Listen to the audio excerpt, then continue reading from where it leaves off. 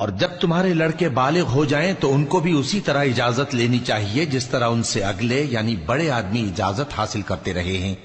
اس طرح اللہ تم سے اپنی آیتیں کھول کھول کر بیان فرماتا ہے، اور اللہ جاننے والا ہے، حکمت والا ہے۔ اور بڑی عمر کی عورتیں جن کو نکاح کی توقع نہیں رہی اور وہ زائد کپڑے اتار کر سر ننگا کر لیا کریں تو ان پر کچھ گناہ نہیں، بشرطے کہ اپنی زینت کی چیزیں نہ ظاہر کریں، اور اگر اس سے بھی بچیں تو یہ ان کے حق میں بہتر ہے،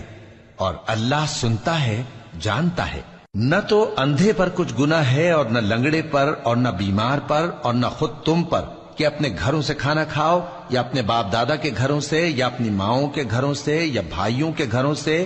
یا اپنی بہنوں کے گھروں سے، یا اپنے چچاؤں کے گھروں سے، یا اپنی پھوپھیوں کے گھروں سے، یا اپنے ماموؤں کے گھروں سے، یا اپنی خالاؤں کے گھروں سے، یا اس گھر سے جس کی کنجیاں تمہارے ہاتھ میں ہوں، یا اپنے دوستوں کے گھروں سے۔ اور اس کا بھی تم پر کچھ گناہ نہیں کہ سب مل کر کھانا کھاؤ یا جدا جدا۔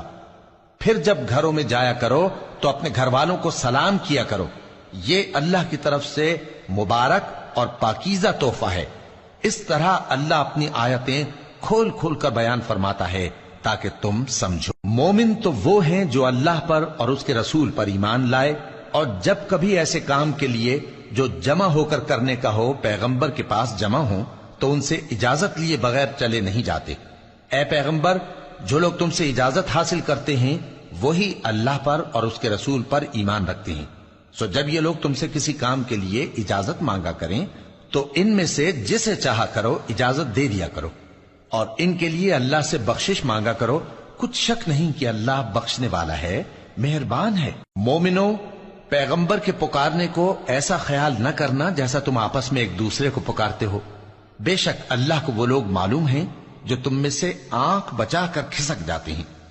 تو جو لوگ ان کے حکم کی مخالفت کرتے ہیں ان کو ڈرنا چاہیے کہ ایسا نہ ہو کہ ان پر کوئی آفت پڑ جائے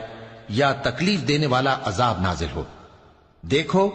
جو کچھ آسمانوں اور زمین میں ہے سب اللہ ہی کا ہے، جس طریق پر تم ہو وہ اسے جانتا ہے، اور جس روز لوگ اس کی طرف لوٹائے جائیں گے تو جو عمل وہ کرتے رہے وہ ان کو بتا دے گا، اور اللہ ہر چیز سے واقف ہے۔